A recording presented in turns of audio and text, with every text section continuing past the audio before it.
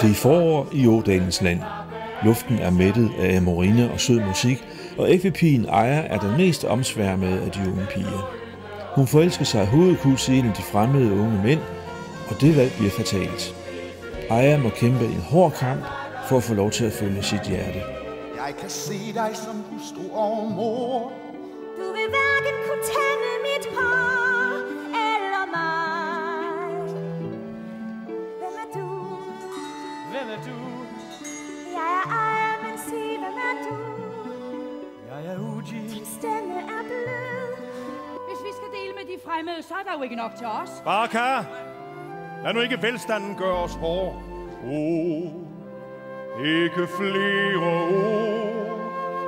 Guden vil jo se, om I tvivler eller tror. Tror han, jeg bare skal stilles til latter? Tror han, min søn er for dum til hans datter? Vi to er et solfind os, gør man ikke til grin. Ådalen har plads til alle. De fremmede hørte hans ord, og så får de afsted. Men hvem bliver den, hans datter gifter sig med?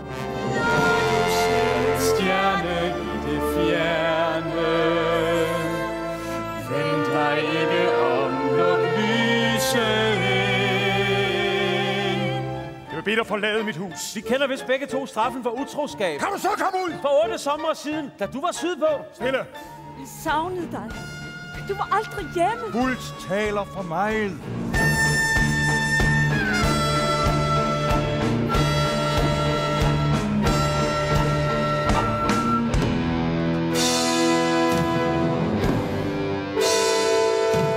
Et land med plads nok til enhver.